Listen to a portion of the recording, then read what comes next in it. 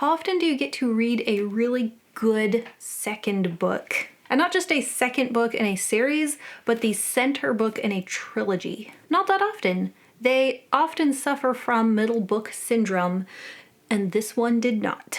This review is for The Golden Fool, Book 2 in the Tawny Man trilogy. This will be spoiler-free, but if you have already read this and don't care about spoilers, I have a spoiler-filled reading vlog that will come out not too long after this video. So part of what I think makes this work as a second book, for one, is I felt like the first book in this trilogy, Fool's Errand, was really the setup for what was supposed to come next, which is this one. This one has a definitive start point, which is Fitz is back in Buckkeep. And this one has its own plot arcs that don't completely finish up or wrap up by the end, but it's nicely enough that you could put it down and be done, take a break, know you're coming back later, or decide you're going to go straight into the third one, which is what I did. I didn't feel like I had to. I didn't feel like Hobb was leaving a cliffhanger, making you feel like you have to continue right now or else. I just wanted to because it felt so well done and I wanted to keep reading on in this world. I thought that the plot was very strong in this one, which isn't always the case with a middle book. It's not just continuing the first one and not just leading into the third one. It has its own things going on. It has multiple varied plot threads that all connect. At some points it feels a little intricate and you, along with the characters, don't always know how those plot threads all connect, but you know that they do. But it's not about that. I don't feel like you read any of Robin Hobb's books for the plot. So even though she is good at getting the plot going and getting us, the readers and the characters, from beginning to end, getting us to that end point, you're reading it for the characters. And the main character is still Fitz. Despite the name of the trilogy being the Tawny Man trilogy and each book being named for the Fool, Fitz is the main character. I did feel like the Fool wasn't a strong enough character or prominent enough in this one. So hopefully he comes in more and is more of a main character in the next one. So even though it's not what you read it for, the main plot points in this one, I see there being 3 main ones, the fourth one being like character interactions. But the first one is the turmoil with the Witted. The Witted have 2 factions, the Piebalds and the Old Blood.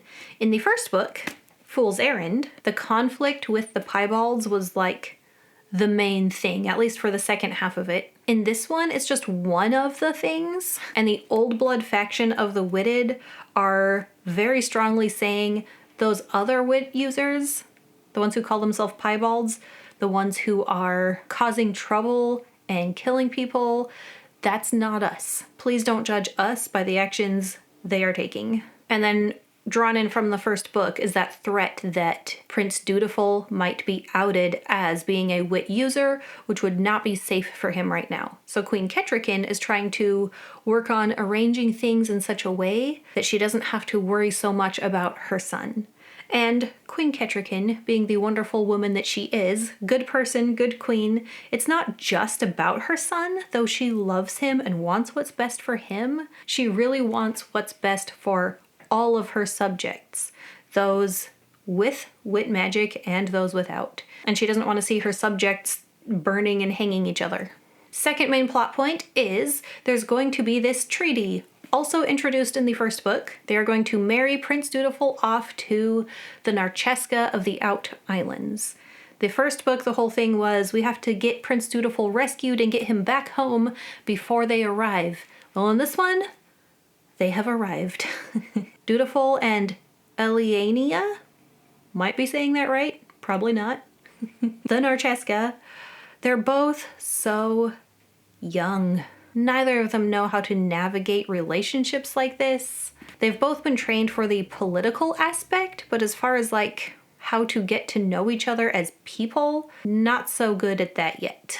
Prince Dutiful at one point puts his foot in his mouth pretty badly and does not know how to fix it. And then there seems to be things going on in the background of that whole thing, like people pulling the strings behind the Narcheska, and our characters that we are following can't tell what else is going on. It does not seem like just a straightforward, hey, let's make a treaty here. Let's have a political marriage so we can get along. There seems to be more, but they don't know what. Chade thrives on that kind of thing.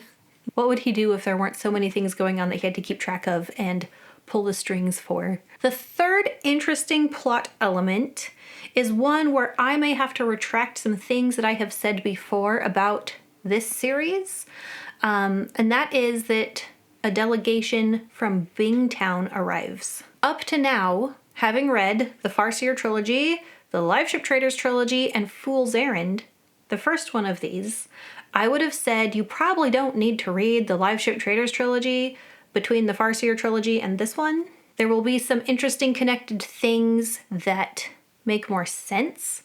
You might get more enjoyment there, or just a more full experience, but I would not have said it's necessary. Now getting into this one, there are more connections. You probably could still skip Liveship Traders. It is a lot of books. It's 3 full-length fantasy books, and it does not all connect. But if you like this author and you like the world the stories are told in, once the Bingtown Traders arrive and it's talking about characters and stuff that's going on there, you might be like, I want to know more about them. I want to know why this character is saying this and why they're behaving this way. I don't know. I think I will say I recommend reading Liveship Traders before this trilogy, or at least, take a break from Fool's Errand, read it, read this one, whatever. But I don't think I'll say it's absolutely necessary. You'll just know more. And I'm trying not to look ahead at what comes after this, but I have a feeling, based on the name of one of the future series, that they start to interconnect a little more, and then it might become more necessary to have read those Liveship books. So anyway, those 3 things, the Witted, the Out Islanders, the Bingtown Traders. The next thing that is really what I enjoy about the book and the reading experience and carries all the plot because it has to do with the characters are all the character conflicts going on, mostly having to do with Fitz. Fitz and the women in his life, Starling, Jinna, Ketrican, Fitz, and Chade. And oh boy, their relationship evolves a lot in this book. I feel like that's kind of the main relationship in the book is Fitz and Chade. They probably have some of the most conflict and the most getting used to what their new roles together are. They have a lot to figure out there. When Fitz comes back, he doesn't just come back immediately into the place he used to be in. At first, Chade wants to put him there. You were my apprentice assassin. Come back. You're 35 now. I guess you can be the journeyman assassin. And Fitz has to work on whether that's the place he still wants to have and if that's where he best fits. Where Fitz fits. You have Fitz and the Fool, which, oh boy, gets a little interesting here. Some things come to a head. There is a confrontation. There are some deep feelings that must be sorted. Then you have Fitz and the boys, Dutiful and Hap. These are 2 very different experiences for Fitz. Hap is in his apprenticeship. He's a couple years older than Dutiful, so he's almost to manhood, but he has started his apprenticeship later in life, so he's apprenticed among boys who are much younger than him, and this is hard for him. It's his first time living in town, so there's all the distractions and temptations, and Fitz is watching this boy that he has helped raise, trying to make it into adult life. They're not living together, so it's not like Hap comes home at the end of the day and he and Fitz get to talk about their day and Fitz can continue teaching all those lessons to him. Fitz has to just hope that he's taught him enough by now to get him by. And Fitz is trying to learn how to parent a teen, which is not easy. And then his relationship with Dutiful, which is different for him, knowing how he's biologically related to Dutiful, than it is for Dutiful, who doesn't think that they have that in common. Fitz and Dutiful are in close quarters, far more than Fitz and Hap are. But Fitz doesn't play the same role in Dutiful's life than he does for Hap. But I think he's really enjoying getting to be part of Dutiful's life now. And Fitz is really missing Night Eyes. I think for maybe some other author, it would have been easy to be like, Night Eyes is not here now, and to forget the influence that that character had on the main character that we're still following. But Night Eyes is not forgotten. Night Eyes' influence on Fitz is still very apparent through the whole book, and Fitz misses him. And another one of the main things through this book is that Chade is trying to restart a skill coterie so that Prince Dutiful has a trained coterie by the time he becomes king. There's not a lot of skill prospects out there. They have to take what they can get. There was a lot of knowledge lost when Galen was skill master. Some of it probably accidental, but I think a lot of it was on purpose. Just that their knowledge was sabotaged. Knowledge is power, and Galen and Regal wanted to have the knowledge and the power. You might notice there is a character that I have not mentioned yet, and this character is a huge point of contention between Chade and Fitz, and that is Nettle. In the first book, Fool's Errand, Fitz discovers that he has been accidentally skill dreaming to Dutiful, and thinks he must also be skill dreaming to Nettle. He has formed these connections, not necessarily on purpose, but there's that biological element, and both of Fitz's biological children have a very strong natural skill for the skill. Not natural skill. They have a natural talent for the skill that could be developed and used. Chade wants to bring in Nettle and use her abilities, and Fitz wants to leave her alone. He wants to have one person in his life that he can protect, and if she gets brought in, it's going to be way harder for him to protect her. Although Chade is trying to tell Fitz, if she's here with you, that makes it easier for you to protect her, and so they're butting heads about that a lot. Overall, fantastic addition to the realm of the Elderlings.